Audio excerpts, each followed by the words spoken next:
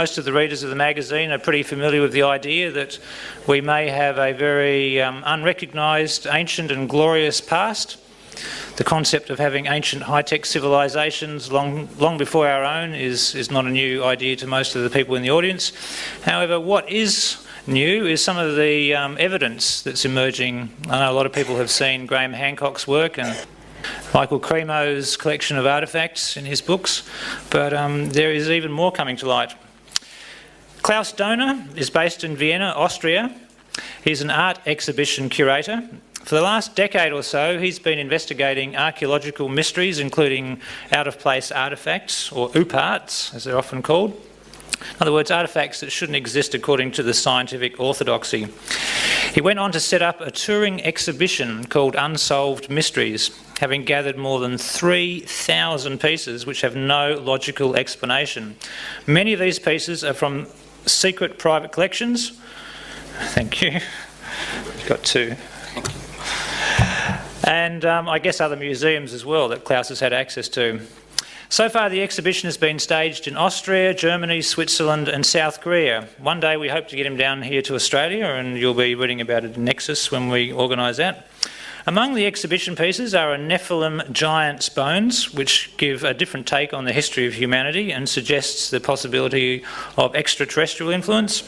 Other items that have piqued Klaus's interest include ancient model aircraft from Egypt and Colombia, 2,000-year-old electrical batteries found in Iraq, precision glass lenses dug up from Viking graves, and well, there's a whole list of them here, but Klaus has got hundreds of photos here and pictures of what he's picked up on his collection around the world. Klaus firmly believes we are not alone and never have been. The physical evidence he shows has radical implications for how we look at human history. His territory covers Atlantis, reptilian humanoids, the Anunnaki, ancient science and symbolism, a global language and more. This is Klaus's first appearance at a Nexus conference. I gather it's his first time in Australia. Yes. So please give him a big warm Nexus conference welcome. Klaus Dohner, thank you.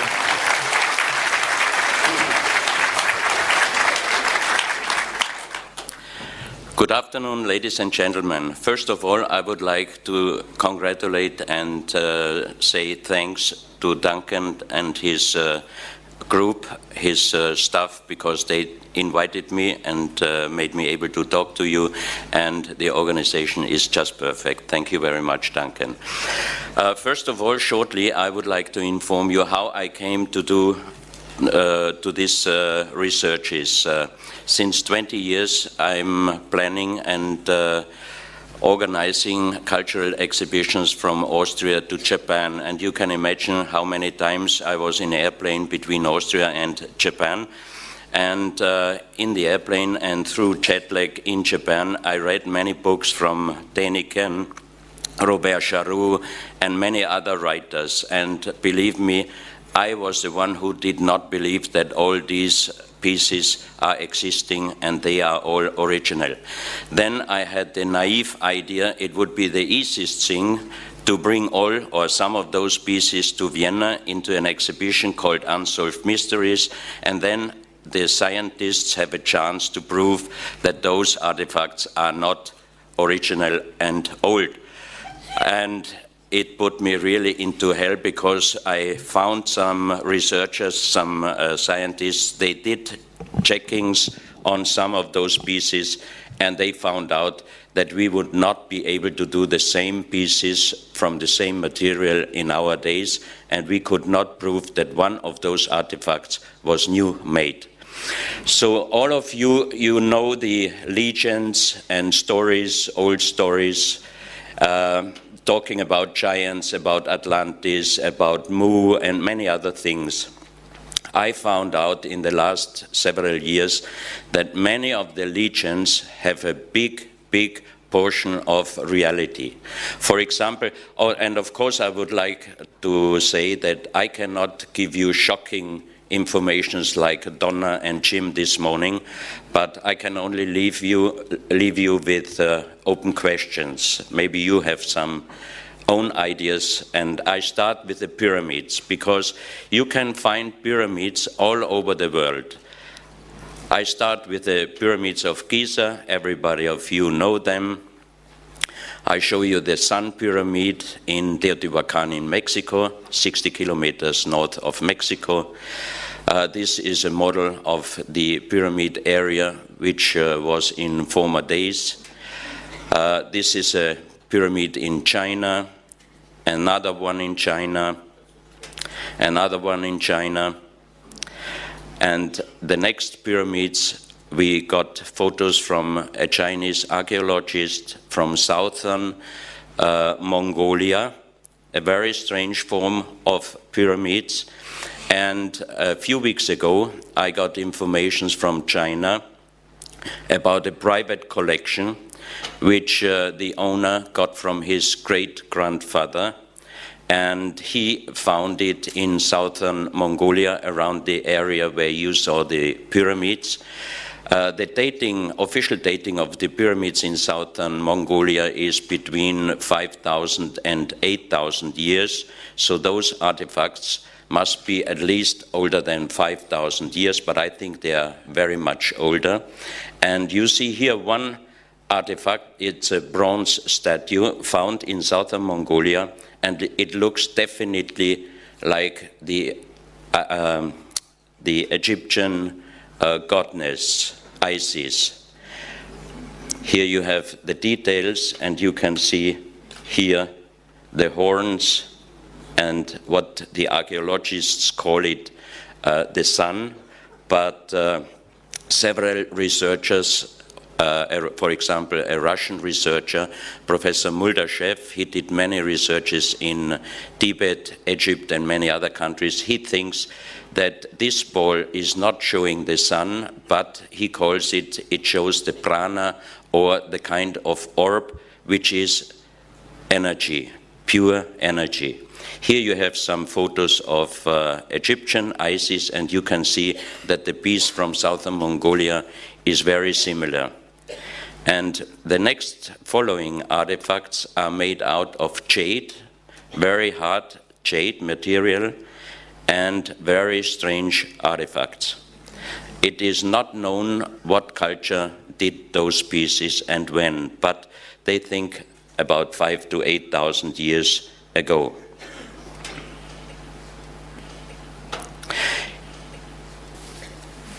The next pyramid is from Canarian Island, another one, Canarian Island, and another one.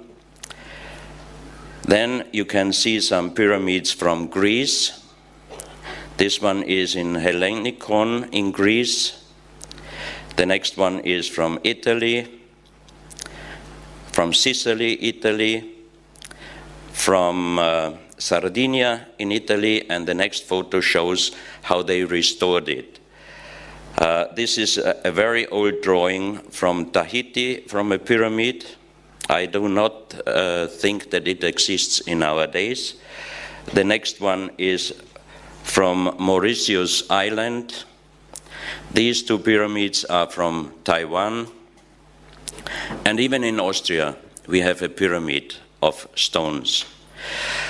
So you can see pyramids, you can find them all over the world. And I think also there was a writing existing, the same writing all over the earth, which I show you other photos following. So I think the pyramids, they had a connection somehow, and they were not all, or only some of them were really graves. I think that they had other functions, but still the scientists do not have a real answer. This photo, I put it on because I did not know that Duncan with his magazine is much faster than I. He did a very good report about stone buildings in South Africa in his last Nexus magazine. So you can find, I don't have to talk a lot, you can read a real good explanation in the June-July Nexus magazine. An African owner of a fire protection company, he owns several helicopters and small airplanes for protection of the fire. And he was flying over South Africa the last 20 years. And he did thousands of photos. He found thousands of stone circles all over South Africa. And the official archaeological explanation is that those stone circles were cow storages. But look at these pictures, and do you really think that those were cow storages? I don't think so, because they are exactly archaeoastronomical places or works. And I had a telephone call last week with the second finder, Michael Tellinger, and he told me that they did research with high-tech instruments inside of some of the stone circles, and they produce a sound of 14.5 gigahertz with 72 decibel, and they are quite sure that these sounds are producing a kind of energy. Another stone circle, another one, and if you look, they are mostly closed, and they have a very near connection to the stone buildings in Zimbabwe. They also informed me that they found gold mines older than around 40,000 years in South Africa. They also found a so-called Adam's calendar, because it's an astronomical site with stones, and you can see here the winter solstice sunset on 21st of June 2006, and here the sun is exactly on top of the larger stone. And Michael told me that they are doing now researches on these two mountains, and there is a third one, he told me, which is not visible on this photo, and they are exactly located like the Great Three Pyramids in Egypt and have a connection to the Orion.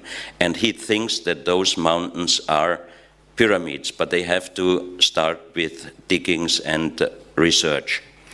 They also found a few years ago in Bosnia, in Europe, two big mountains. They existed for long times, and they had the scale of two pyramids, and they did some excavations, and they found out that those two mountains were in former days pyramids, and one of them is bigger than the Great Pyramid of Giza. The government of Bosnia prohibited last year the further excavations. Here you have the picture of the Adam's calendar and some more stone circles, but as I told you, Nexus magazine has several pages with the detailed information about them.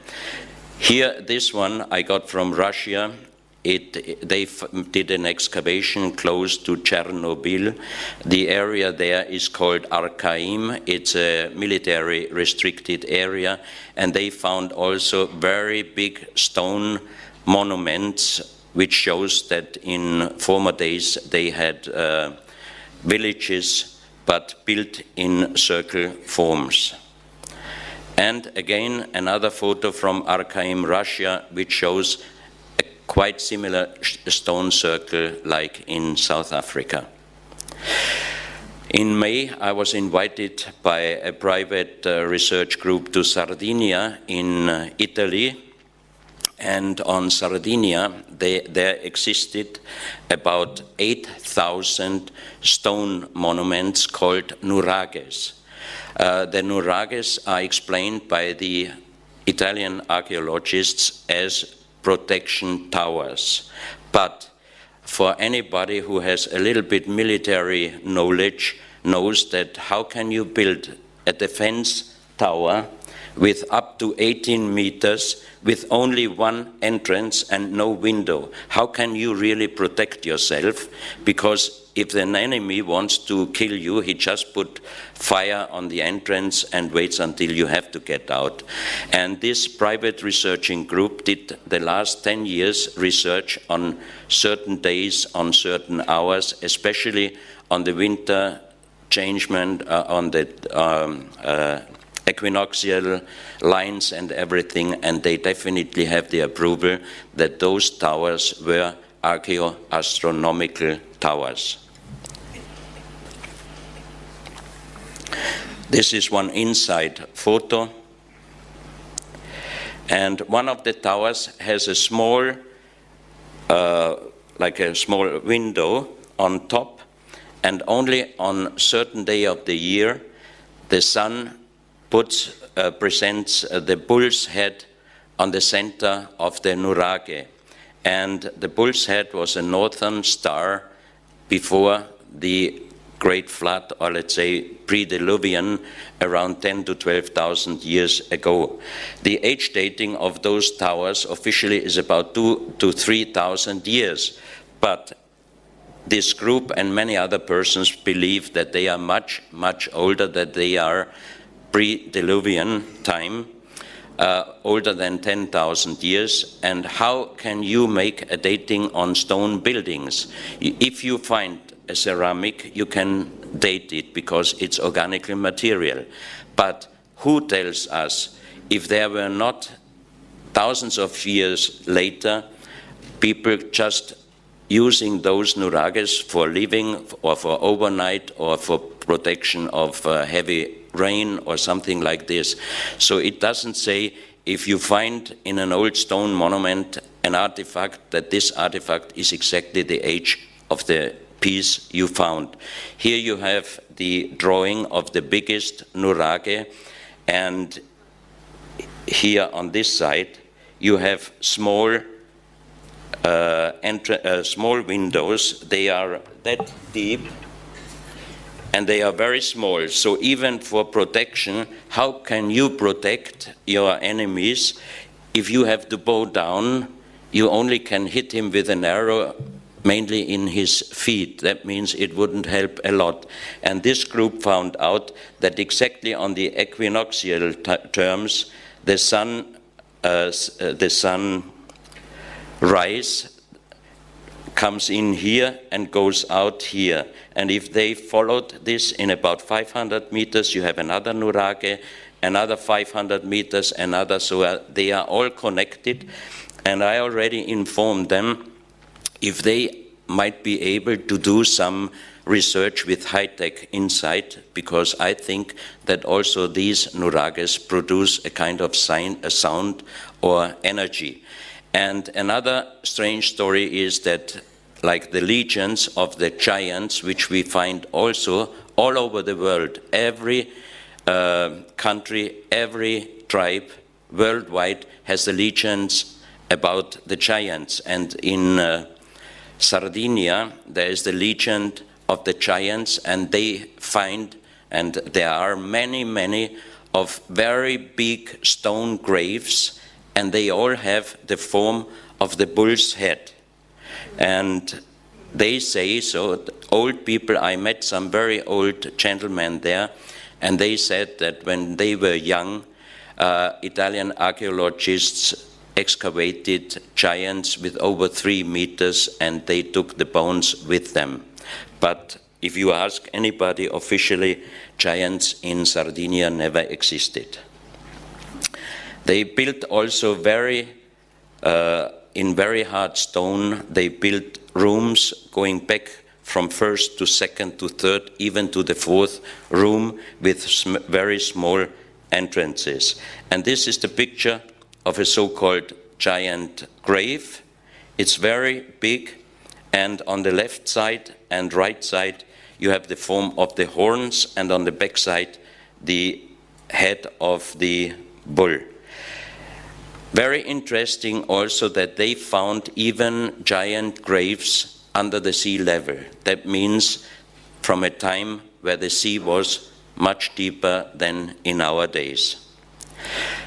This is a picture, a photo from Bimini Island, They found very big hand-worked stones, a lot of them, and as Edgar Cayce said, around Bimini they might find a pyramid from Atlantis. This one and the next photo was done by a Russian research ship. They found pyramid form constructions in 700-meter deepness. And now we are going to Yonaguni. Yonaguni is the southest island in Japan. And Professor Masaaki Kimura is doing researches since 1985. And the first what they found through a professional diver was a very big monument. You have here the drawing, how it looks. And until now, Professor Kimura has problems of the acceptance of this stone monument done by human, because the official archaeologists say it is natural. And he said, why it is natural? They said because the stairs are too big for normal humans, so that couldn't be made by human for human. But again, we have even in Japan the stories of giants. Maybe the people at those times were much taller than in our time. Here you have several pictures like this one in the center. It looks like a head. He calls it the Japanese Sphinx. But here you can see the huge work of a turtle. And there is a second one there of a big eagle or a very big bird. I mean, the nature makes many things, but I do not think that the nature can do a pyramid, can do a turtle and a big eagle. And a few months ago, Professor Kimura informed me that he even found a stadium with seat rows and stairs going up. I know that the nature can do a lot, but not a stadium like the Colosseum in Rome. Here you see how big and how perfect done is this monument. And most of all, if it's natural and the stone was broken down here, where are the stones? There are no stones close to this monument. Here, everybody of you know already the Piri Reis map. Here you see how perfect it was. And that's the so-called World Stone Map. We found it in the year 2000 in a private collection with other 350 pieces which do not have any connection to any existing or known South American culture. This stone and the other artifacts were found in the year 1984 by engineer Sotomayor, while he was in charge for gold digging for a British mining company. He found a tunnel system, and in there were those 350 pieces. This stone is about 350 kilos in weight.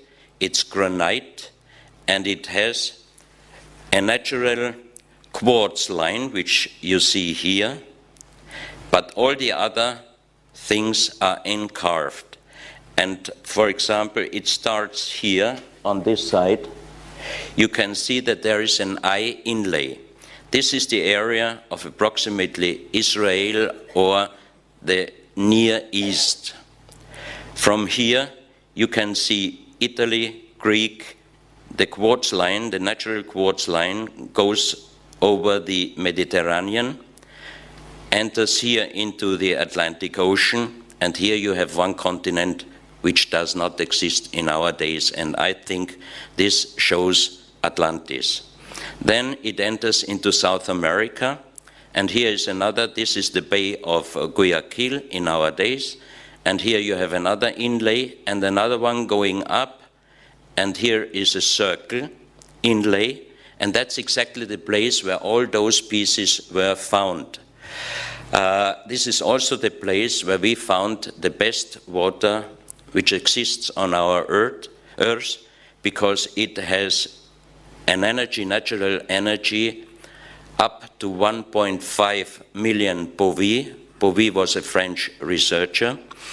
And the strongest water in Europe is the well of Fatima, which has 640,000 Bovis, but this water in Ecuador has 1.5 million Bowie, and it has silver and gold colloidal in nanomicroscopical form, so that means the silver and gold colloidal can go directly into the human cell. There are many legends that the kings were searching the water of life, and even we had some translations of Sumerian plates, and the translation was the gods were searching the water with gold. And I asked myself many times, why here, around this area where the Sumera were living, you have an inlay of an eye and then showing exactly the place where this water is. And there's another continent here on this map here, that's next to Asia. That's from the northeast Japanese island down further than Taiwan. And Professor Kimura told me, and he wrote also a book about the sunken continent Mu, that he thinks, because of his research, that from the northeast island of Japan, now Russia, until far under Taiwan, there once existed a long continent, and you have it here. And that means that this stone map should be at least older than 10,000 years, but then the big question, how could somebody make such a perfect map already 10,000 or more years before our time? This is a close-up. You can see here Iraq, Saudi Arabia, the Mediterranean, and the eye inlay, the long continent here, and this eye. And here again, the line coming down here, and the inlay where the pieces were found here where the circle is. This is the so-called pyramid with the shining eye. Even Jim used it for his new bestseller. So it means it is a very, very famous, but also very, very old symbol. And this is the only existing really pyramid with the eye. It has exactly 13 steps, like the pyramid on the $1. And very strange, our exhibition where I showed this pyramid in original in Vienna, the opening was on 21st of June 2001, and this crop circle appeared in Eastfield in England on the 21st of June 2001. And the next circle, the pyramid with the eye, was showing on 21st of July 2002 in Beacon Hill. It's the pyramid with the eye and the 33 lines. 33, 7, 9, 13. Always in my research I find these numbers. The strange thing with this one and other artifacts found in Ecuador, that if you put black light on it, the eye shines really very, very strong. And the natural color is kind of light green and gray. And the most impressive for me was that on the bottom of the pyramid, you have here in gold inlays the Orion constellation and an unknown writing. This unknown writing we found on stones all over the world. In Ecuador, in Colombia, in Illinois, in Gloucester, France, in Calabria, Italy, in Turkmenistan, in Malta, and Rex Gilroy has some pictures on his website, and I found out that some of the stones he shows with unknown writing presents the same writing. That means there must have existed a global civilization long, long time ago. And there was only one man able to translate this language, Professor Kurt Schildmann. He was the president of the German Linguistic Association. He spoke and wrote more than 40 languages perfect, and he could translate this writing, and he called it pre-Sanskrit because it's older than the oldest writing. And the translation of these 4 letters on the bottom of the pyramid was the son of the Creator comes. And when an American professor with his Tuareg friend from Northern Africa, Tuareg, was watching this picture on a Project Camelot interview, he was contacting me, and he was informing me that his Tuareg friend was shocked when he saw this writing, because he said it looks like our former writing, and one sentence he could translate, that was sun. And the Tuaregs are on the research of Professor Marcel Homais. He was a famous French archaeologist, and he was writing a book, and he was writing that the Tuaregs, on his research, had a connection to the sunken continent Atlantis. And even if you read the Bible, there is the sentence, until the building of the Tower of Babel, the whole human spoke one language. And we found definitely stones with the same writing all over the world on different continents. And for example, the stones from Glosel, France, they were found already in 1924.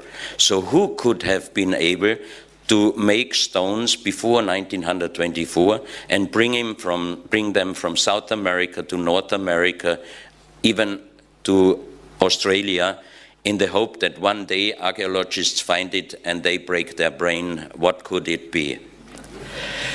Here you have one artifact from the same place showing how to hold the pyramid. You see here the two eyes, you see the right hand, on the right hand the pyramid, and on top of the pyramid the left hand. On the next stone you see a man sitting on a stone, holding the pyramid, having something flat like a helmet on his head, with a kind like antenna going up to this object. From his eyes, rays are going out, and here you can see two both men or people. And here is the helmet, a flat metal helmet, and here you can see that something was broken away.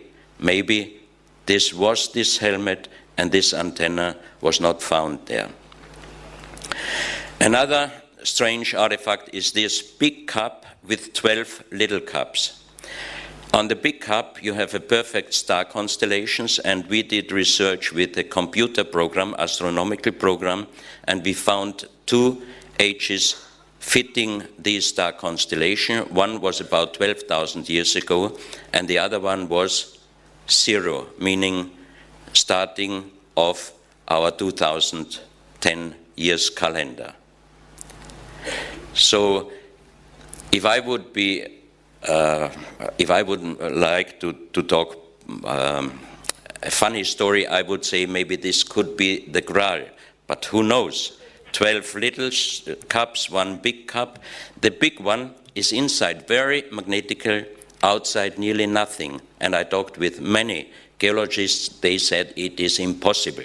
If the stone includes iron material, it must be the same magnetically from both sides. This cup is not. And here you see the perfect star constellation with Orion, Pleiadian, Betelgeuse, and these three big stars are building a perfect pyramid. And also the inlays of the stars are shining very strong if you put black light on it. Here you have small cups, and you can see the numbers. They are looking like the Mayan numbers, but they are different, a little bit different. This is a stone plate with the same star constellation with two figurines, both looking up, and also the eyes and the star constellation is shining under black light very strong and lightly. This is damaged here. It had the form of a heart. And if you look here, you can see the closed eyes, the nose, the mouth, the long bird, and the long hair, here damaged also. Geologists explained me the nature does not change the color in a stone perfectly on one place from brown to black. So there is no explanation how this black color could have been made. And if you look very sharp to this face, many of my friends, when they saw first time this picture, they said it looks like the Shroud of Turin. So now we have an inlay in Israel, we have a big cup, we have 12 little cups, and we have a hard stone with a face which looks like the Shroud of Turin. Of course, it could not be the Graal, because those pieces must be older or the same age like the world map. That means that they might be older than 10,000 years.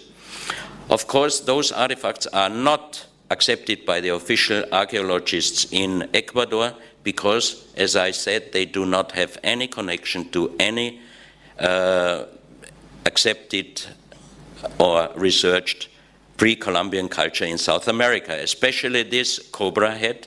The cobra never existed in South America, and on the underside of the cobra head you have 7 points here, and you have again here 33 markings. Again here we have the 7 and 33. Also shining very strong under black light. And this is a so-called Kundalini stone. You see here the sexual energy is going on the backbone up to the third eye. Kundalini never existed in any pre-Columbian culture. It comes from Asia. Dolphin must have been also a very important animal in the past in other civilizations, because this is a perfect done dolphin head. Also the inlays, very strong, shining under black light. This is a so-called stone helmet or a stone ball. You can put it on your shoulders, or you can lay it down and put your head inside. And when we had the exhibition in Vienna, some acupuncture doctors told me that the inlays here are exactly the points, the energy points they are using for the acupuncture. Acupuncture also does not exist in former pre-Columbian cultures. Here you can see how you can use it, or you can lay it down and put your head inside. And a few months ago they found in this area an unfinished even. A spiral, also shining under black light, very strong. And here again a jade plate with 7 rows, perfect done, which is even not easy in our days, and also when you put it under black light, it's shining very strong. Then there is a stone pyramidal form with the pyramid with the eye and many strange symbols, and some of them I found in the book from Churchward, The Sunken Continent Mu. He did a lot of research on Mu and Atlantis, and some of the symbols, unknown symbols on this pyramidal stone we found also in his book. Another pyramidal stone, another one, always the pyramid with the eye.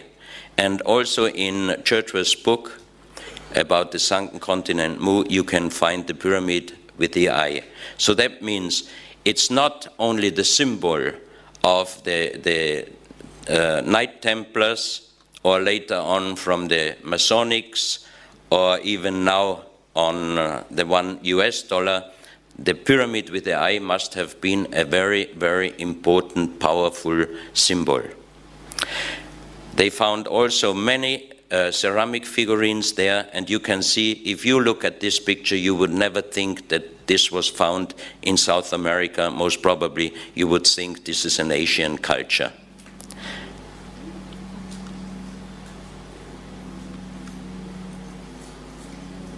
Here presented the third eye.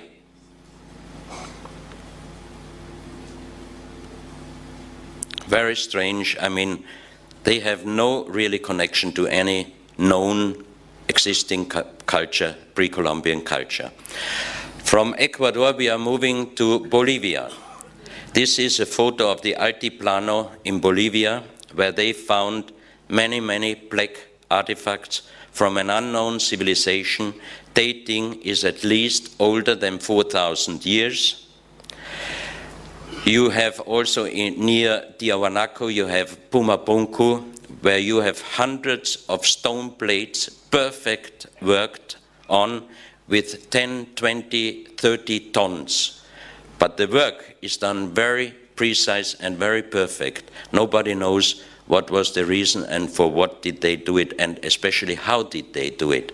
This is the famous Sun Gate, where Poznański, a German living in Bolivia at the beginning of the 20th century, he was doing research more than 30 years on Pumapunku and Tiahuanaco, and also on the Sun Gate, and he found out that the Sun Gate is ident with the Venus calendar. Look at this work. How could they do such a precise work on thousands of tons heavy stones with primitive tiles? I don't think that's really possible. The next two pictures are satellite pictures from Salar de Uyuni. Salar de Uyuni is the world's largest salt lake, pure salt, in Bolivia in the height of 3,800 meters. You can see on this photo and also on the next photo that in the salt there are building forms. That means that in the salt, in former days, before there was water, before it was changed to salt, that there were living people there. But now I have always three questions. How comes pure salt water up to 3,800 meters? How long does it take until salt water changes into pure salt? Because in 3,800 meters, the temperature is in the night very cold, and on daytime it is not really hot. And third question is, how old must those buildings be? I think there are we talking at least more than 10, 15, 20,000 years. And that shows us, and that was what I found out, and what is my opinion, that we had several times global catastrophes on our Earth.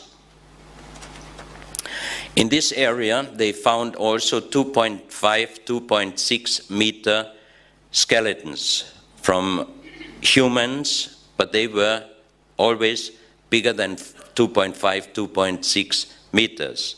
And you can see that the jaw is much stronger than our jaw. And the most strange thing is that those skeletons, those skulls, do not have any bone plate connection, because we, the Homo sapiens sapiens, we have 3 bone plates and the fontanella. And when the baby is born, the fontanella is very soft, and after growing up, the fontanella closes. These skulls do not have the 3 bone plates. And it's not a single skeleton, there were several of them. That means we have here definitely a different human, like the Homo sapiens or Neanderthal or any known human. But unfortunately, those skeletons are deep in the jungle, and only the photos I received through Bolivian friends, and we have the approval and the agreement with the military. When we are flying there, they will bring us to the skeletons, and then I have the chance to bring at least 1 bone with me, and we can try to do an age dating and a DNA dating. These masks were found in the area of the skeletons, and when I presented these masks in Vienna 2001, I was wondering, because I thought how they can make so wonderful, beautiful masks, but you cannot look through both eyes. You have to look either through the right one or the left one, because at that time I didn't know that those people in this area were over 2.5 meters. And of course, if you are 2.5 meter, your skull is also wider, and your eye view would fit perfect those masks. That's another mask. And another one, very strange symbols on it. And always a snake. On this figurine, you have on top and on the reverse side, you have the snake. And that's one of the animals we find always on very old unknown artifacts. So that means that the snake must have been a very big importance in the past. In our days, as I heard, in Australia you have a lot of very poisonous snakes. This is a stone pan flute, and you can see here where it is damaged that inside the stone is brown, but only the surface is very black like lacquer. And we do not know how they could do this. And the holes are very precise done.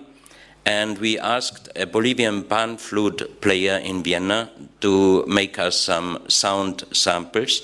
And I asked also 2 professors to join us to check the kind of sound. And it took him nearly half an hour until he got the first sounds out of it. And later on we found out that every 2 holes are perfectly connected on the bottom.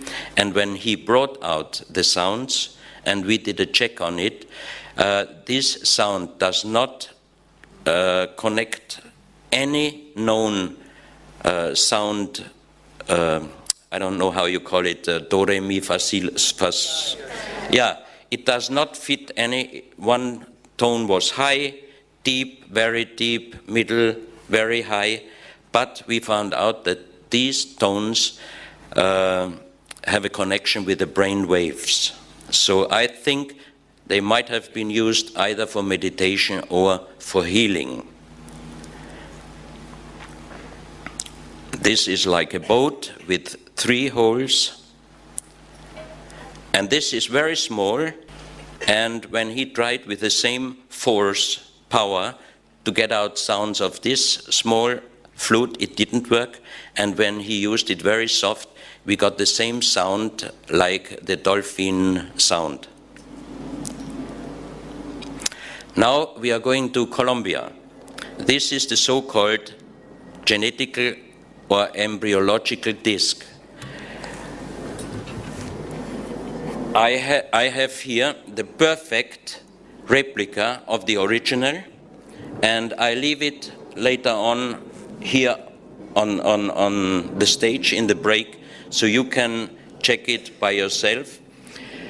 This material, we did material check in Vienna. It is lyddite. Lyddite is a very hard stone. It is nearly the same hardness like granite, but it is formed like leaves in the structure. So it would not be able for us in our days to do this and the following artifacts from the same material, because it's just impossible. We did a material check in Vienna, and also the most famous or the most perfect expert did a check on the plate and on the other material, and he told me afterwards, I cannot tell you how they did it, when they did it, and how old it is, but one thing I can tell you, definitely from the same material, we are not able in our days to do the same artifacts. But the strange thing on this genetical disc is that you have things on it which we only are able to see with microscope. For example, here you have the human egg with spermia inside and without spermia. You have here the spermias. You have on the reverse side, here you can see the comparison of a microscope photo inside a lady of the human eggs. And on the reverse side, you have different kind of fetus, but you have here male, female, and on the other side, male, female, and child. And Professor Gutierrez, the Colombian owner of this collection, he thinks that this disc shows the transformation from frog to human, which I do not really agree, but it is very strange that how were they able to do this piece and the other following pieces from this material, where we would not be able to do it in our days. And why did they show the face so big with round eyes? Why didn't they show how they really looked? Or the other question is, did they really look like they presented themselves here? This we cannot approve. This is a knife, and it's the same material, lyddite, and you have here the mother's head and the baby, and the bone line is around the neck of the baby, and here you have an arrow going down. That means it shows for what to use. If the line is strangling the baby, they should use this knife to cut the line. This we called birth help spoon. It is this size, and you have here the mother's head, the vagina and the baby's head coming out. And on the reverse side, you only can put precisely this finger inside, and then you can hold it only with your 2 fingers.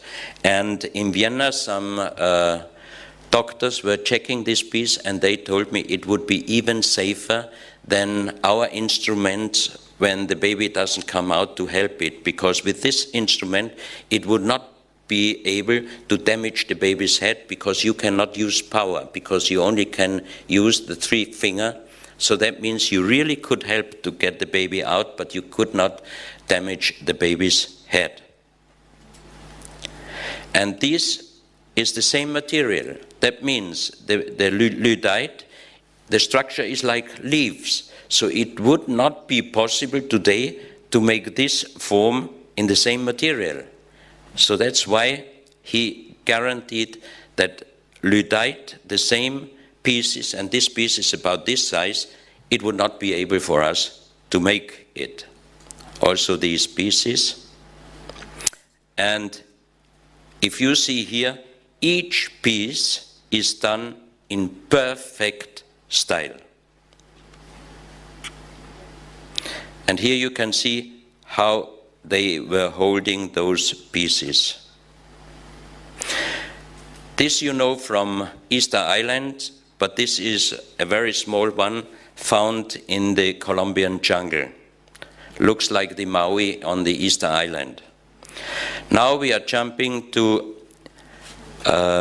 Guinea-Conakry, Western Africa. Professor Pittoni, an Italian geologist, gave me those photos, this one and the next one, and you can see here a lady's head, the breast until here. It is granite, very hard. It is in the mountain, and it is definitely not natural made, because you can see here the face. And the size from here to here is 150 meters. And the face is definitely not black African.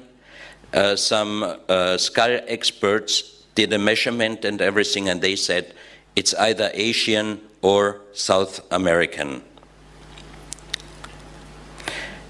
Now we are going to Sierra Leone.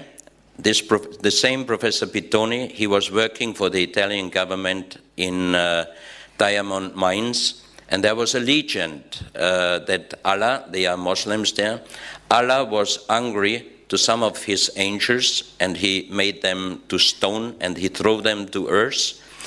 He put the sky, concentrated the sky, and threw it to the earth, and he put the stars, he took the stars, and he threw the stars also to earth. And that means this is a so-called sky stone. We called it sky stone because they found stones in various sizes, very blue, like really sky blue. And we did a research, material research in Vienna. It is an artificial stone. It is not natural. We could find out all the materials, the ingredients, but what the scientists could not find out was the color. How could they make it that blue? And another thing, Barcelona University found out that some of those stones includes up to 13% we call it iridium, I think in English iridium. This is a material which does not exist on our Earth, but we can find it on impact places. This is one of the Nomolis, so-called, the stone-changed angels. Here you have another one, granite, very heavy, nearly 0.5 meter in size. You have an elephant and you have a big man sitting on it. That means even in Africa, every tribe has the legions of the giants. But then, very strange, you have other pieces, half human body with some reptile face.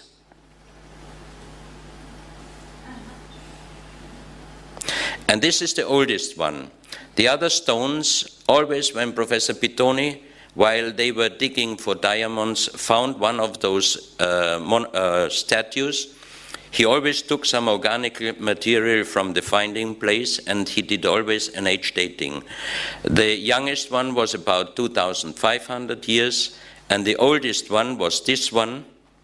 He found it in around 50-meter deepness, and it looks like a kind of dinosaurs, and inside this figurine was a small metal ball. And when I got these pieces for the exhibition in Vienna, I brought the statue and also the metal ball to the Natural Historical Museum for research, the material research. Next morning, the professor called me and she said, "Mr. Donner, I think somebody did a bad joke on you." I said, "Why?" She said, "Because I did a material check on the small metal ball, and you know what it is? Chromatical steel. And I know that chromatical steel was found by an Austrian 1904. So I thought, oh, somebody really did a bad joke, but I don't believe that Professor Pittoni makes a joke on me. So I called him immediately and I said, "Professor, we have a big problem. We did a material check on the metal ball." He said, "Oh yeah, what is it?" I said, "Chromatical steel, Professor."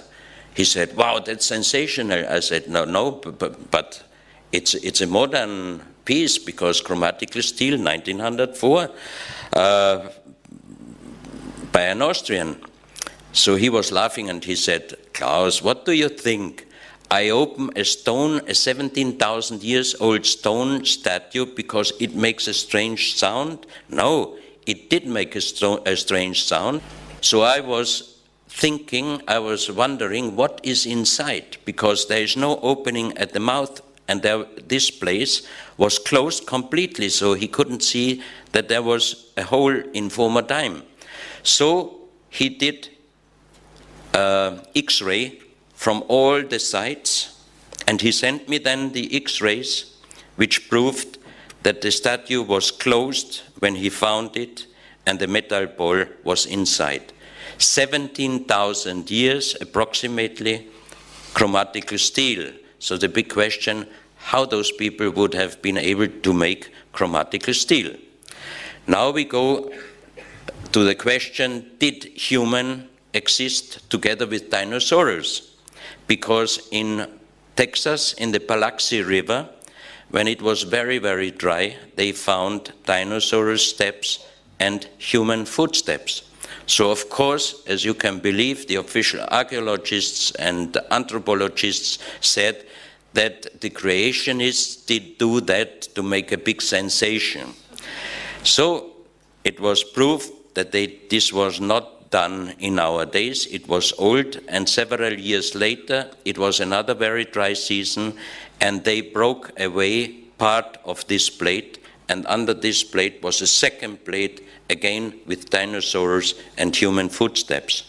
In Bolivia, they found 3 years ago an old stone with a perfect human footprint, and the age of this stone is approximately 15 million years.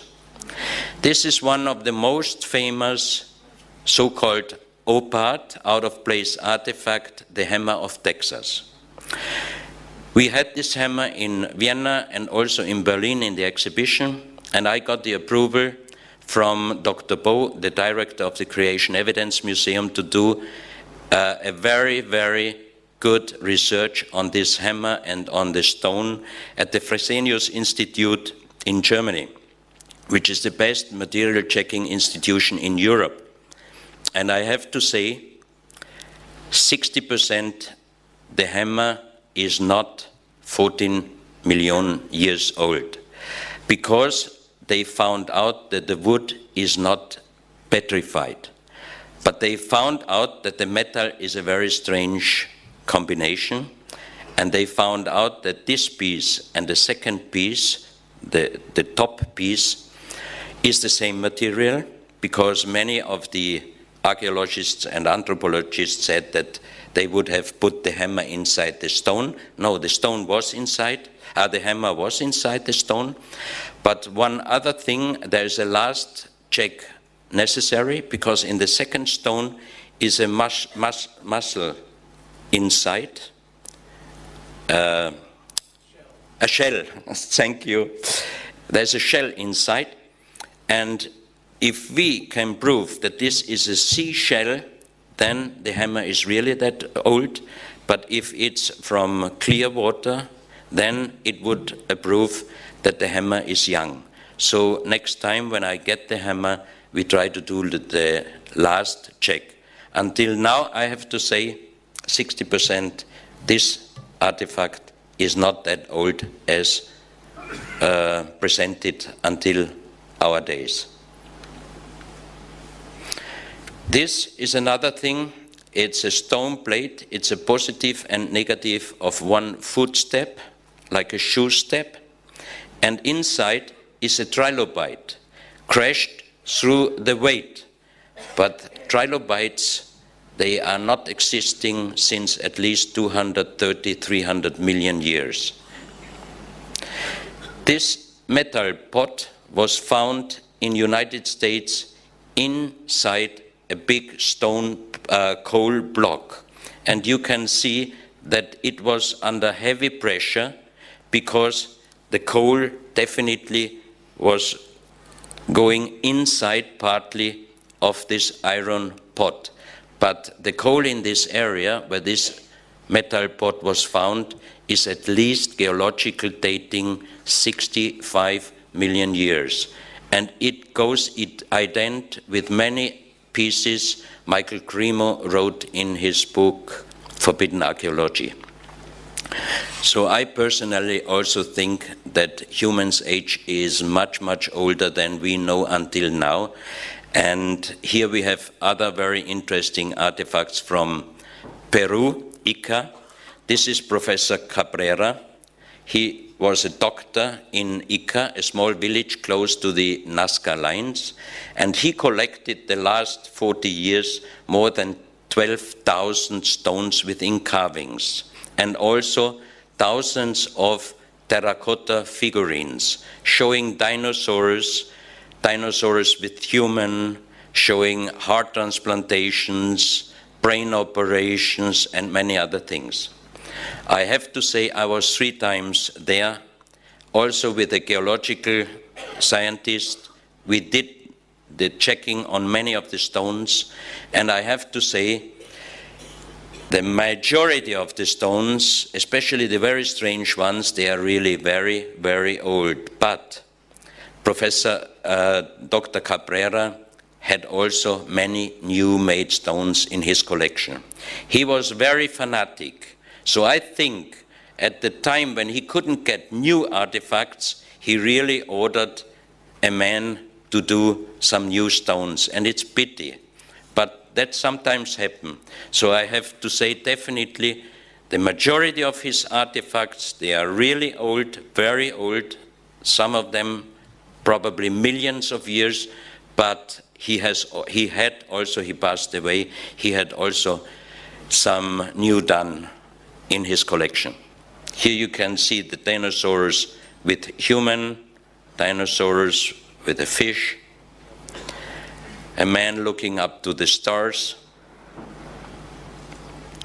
Here you have a kind of pyramid, very interesting, we checked very carefully this stone, and the patina is really very old.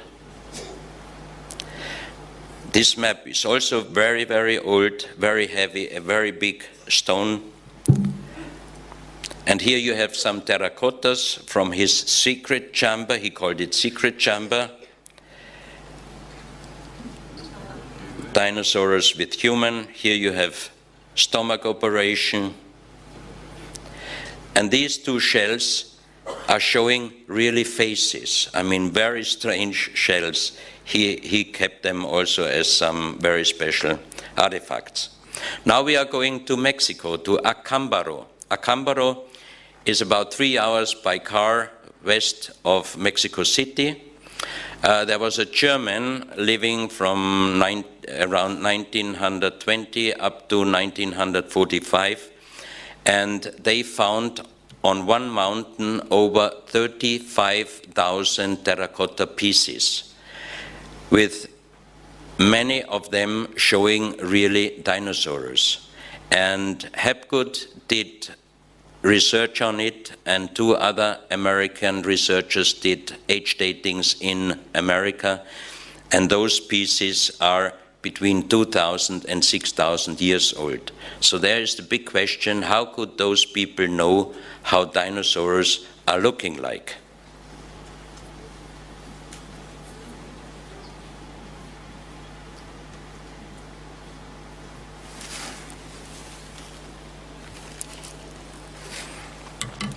This is another very interesting piece, because if you look at this piece, you think this is an Egyptian artifact. It is not. It is also from the same place, from Acámbaro. Also this one. And they really had more than 35,000 pieces. And all those pieces are still not accepted by the Mexican government as originals. Even there are really existing age datings between 2,000 and 6,000 years. Why they cannot be accepted? Because people could not have known even 2,000 or 6,000 years ago how dinosaurs are looking like. This is a drawing of the so-called Burrs Cave in Illinois, in United States, done by Russell Burroughs, who found in the early 1980s an underground tunnel system, and he brought out thousands of stones with end carvings with an unknown writing, the one I showed you on the bottom of the pyramid with the eye. And he also wrote a book. He explained that there are sarcophagus, pure gold inside, that there are mummies looking like Egyptian, that there are big overman-sized statues with diamonds and precious stones and everything.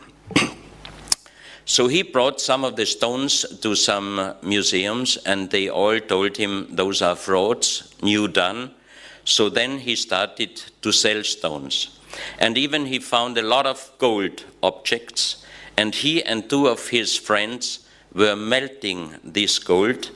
And we found out, especially Luc Bergin, a Swiss journalist, he found out that there exists in Switzerland a bank account on the name of Russell Burroughs and his 2 partners, 3 men. 2 of them died, and so Russell Burroughs cannot take the money out by himself, and there are $5 million US. So how can he make $5 million US with just stone frauds? So it's reality that he really found a lot of gold. Then he wanted to show this place to Wayne May, the publisher of an archaeological magazine called Ancient America, and he told him he will show the place if he pays him $10,000. So he said, okay, show me the place. And when they were around the area, Russell Burroughs said, no, I decided I don't show you the place.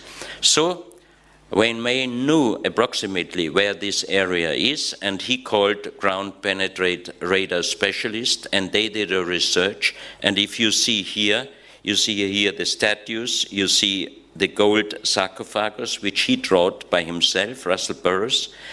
And here you have gold detections, the sarcophagus. You have also statues here, and the whole system is much bigger than even he discovered yet.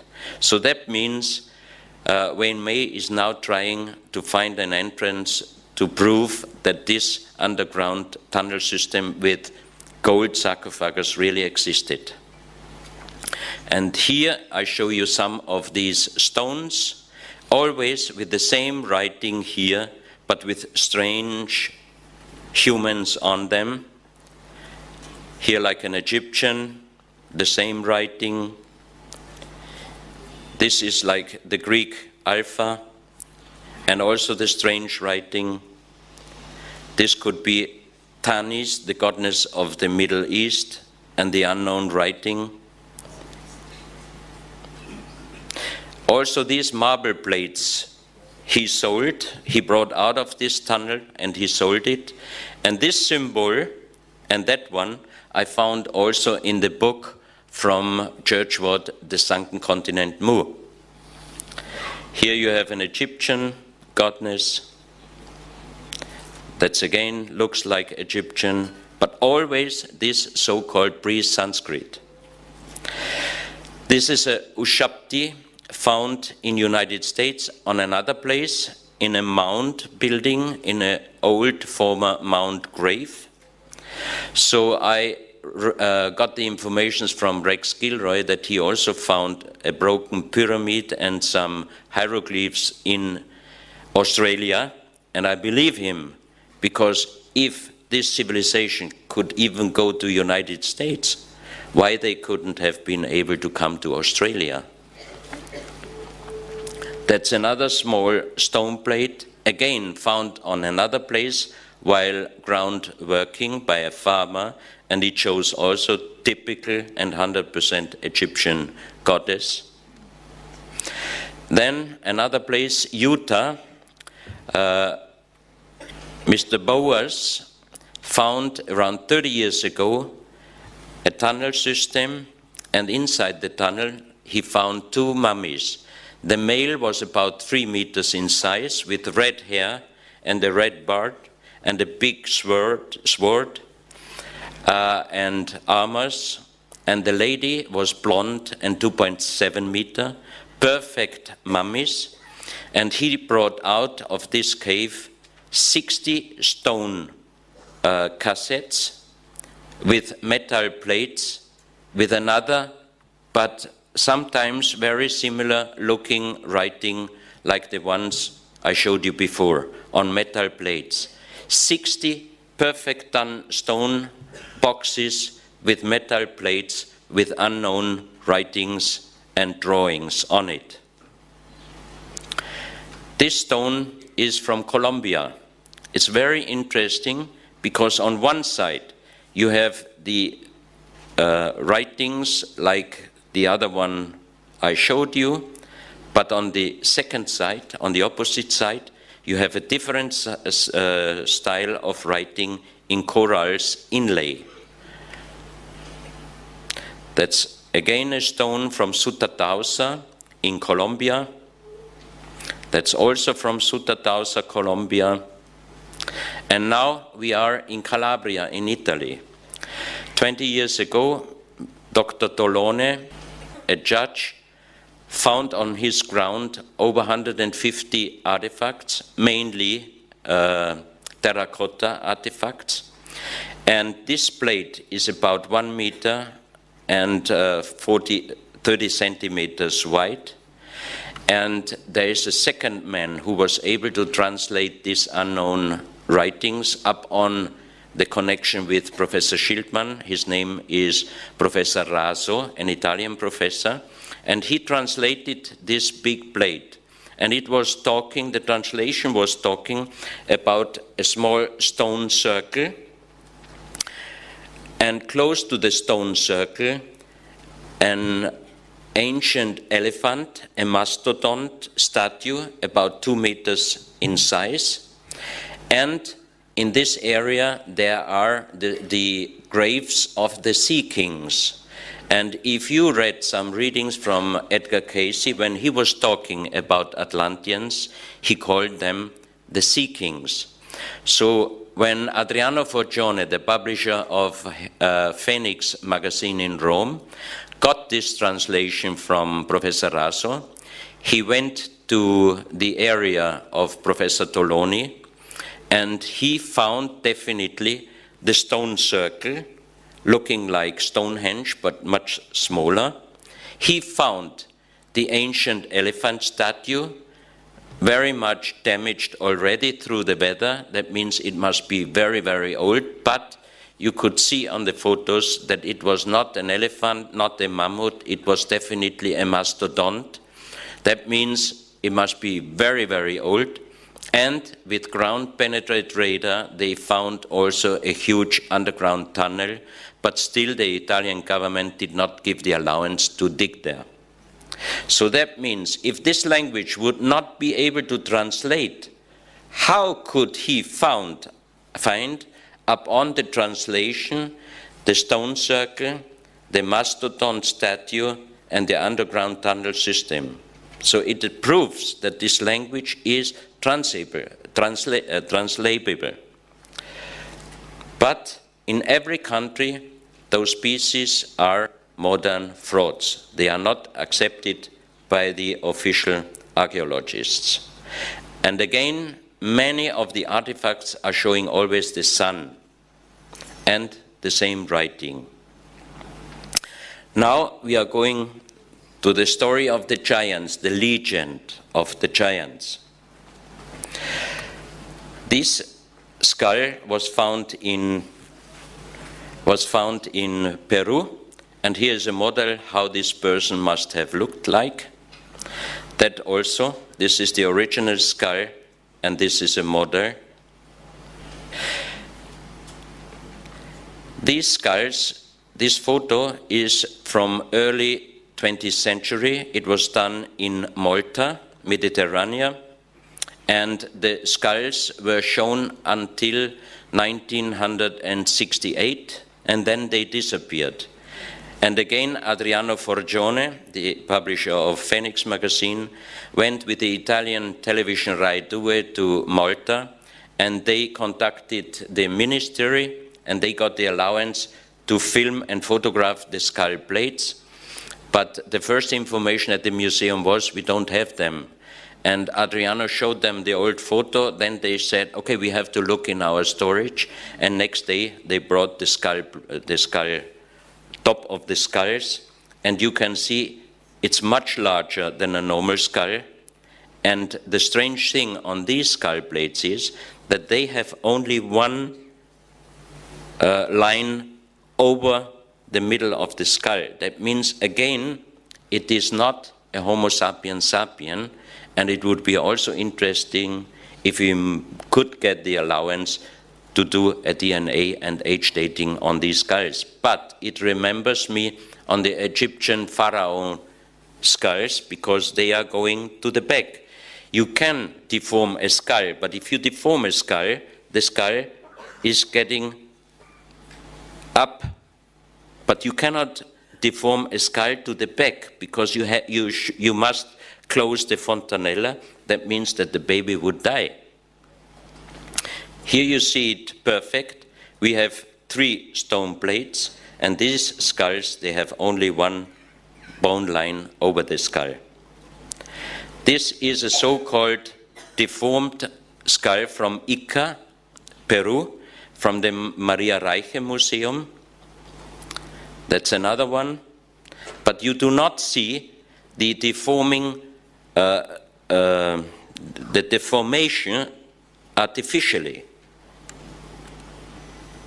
And this, many of the specialists, doctors, university professors, they told me, this is impossible, a deformed skull, because through deformation, you cannot create the double of bone material.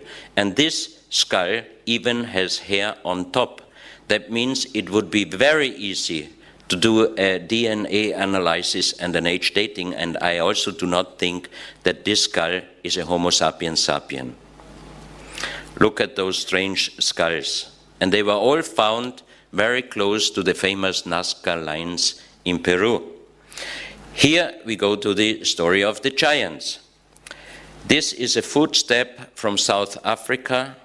This is Professor James Hurtak, a famous researcher, and he did a real good research, and also other scientists, and they say this is not human done, it is not natural, it is a real footstep. But here you see a normal human. I show you later some bones of a 7.6 human skeleton from Ecuador, and up to 10 meters, Professor Muldashev reported me from Tibet. This would be the shoe size of this giant. It would be number 177. It was 130 centimeters long. These three footsteps, the Russian eye doctor and researcher Professor Muldashev went to northern Syria because he got the information of three giant footsteps, where of course the official archaeologists are saying this is human done for some kind of ceremony. So he went there with 5 different scientists, archaeologists, geologists, anthropologists, ethnologists, and they did a check on those 3 footsteps. They put even water inside to check if you go with 2 food inside a weak material and you make a step ahead and you want to go back out of it, you have to put your weight on the heel, and you can see here that it is perfect done. So they took also some material from this so-called stone with them, and they did in Russia a material check, and it was definitely cement. Here you can see how big this footstep was. Also, they did a measurement, and they said this human must have been at least between 6 and 7 meters. Here you have bones. They were found 1964 in a small valley in Ecuador. There was a part of a mountain breaking down and some broken bones were shown off. So the people there were very anxious, and they called Father Carlos Vaca. He was working in hospitals, and he knew how human bones are looking like, and he saw that these were human bones, and the measurement gave him the size of 7.6 meter. This bone I got from his family, and we did the research in Vienna, and it's definitely part of a human heel bone, but the specialists told me, yeah, but it looks exactly like a human heel bone, and it can be only a human heel bone, but it's impossible. I said, why? They said, because it's 5 times bigger than ours. It would be at least 7.5 meters. This is the other side. This is a part of the nose bone, and this is so-called os occipitale, which is under our skull, is usually this size, and the one we brought from Ecuador is at least exactly 5 times bigger. And there exists reports from ancient history, from Chiesa de Leon, from 1573. He wrote, "Today we found at the coast of Esmeralda several human skeletons, and they were 5 times taller than we." That means the people at this time, they were about 150 centimeters. If you multiply 5 times, you have 7.5 meters. Then we found these eggs in a museum. It is called ceremonial eggs, but you can see even here where it was roped. And it is 70 centimeters, granite, very heavy. And again, we did the measurement with an existing normal stone eggs, and 5 times taller, you are again exactly at 70 centimeters. That's another very big stone eggs from Ecuador. The next photos are showing 2.6 meter skeletons from Utah, United States. And here we have the crystal skulls. This one was found in Guatemala, and we did a research in Vienna with Dr. Distelberger, the expert who checked us also the genetic disk. And after several hours, he told me, It was done with a very sharp instrument out of the block in a raw form. Then it was done with quartz sand because he could find some scratches on the skull.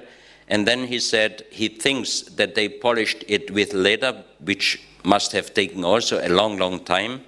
And then he said, I cannot say how old this skull is, because the crystal itself is millions of years, but I can say this skull must have been long, long time under the earth, because here he could find some corrosion, and he said this corrosion does not come not earlier than 500-600 years, but I think it's even older. So that means that this crystal skull is a really old Mayan crystal skull. This one is from Peru. This is a Mongolian skull, and when I had it on display in Switzerland, Nina, a Russian shaman, came, and it was the 11th of November 2004, and she got from this Mongolian crystal skull the information: in a few days a big wave will kill hundreds of thousands of people. And you know that on 26th of December the big tsunami in Asia happened. So I have to say I did not believe in many things, especially when I heard esoteric things. I said, oh, leave me alone, esoteric people, they all dreaming and so. But in the last 10 years I changed a lot, because I had experienced that many times my hair was just going up like this. And I know that there are many things between heaven and earth which we do not know, but many of you, I'm quite sure you know. I don't know. I just show the pieces. That's from Ukraine, that's from northern Italy, that's from China. And I would end my speech with Rodin's Thinker. And this one is from Acambaro, a thinker around 4,000 years old. And this one is a thinker from Ecuador, about 2,000 years old. And that's what I have to say. I cannot give you an answer. I just showed you and explained you some things. But now I give you the chance. You can think about it, what you saw, and you can make your own mind. There is no really answer until these days. Thank you very much.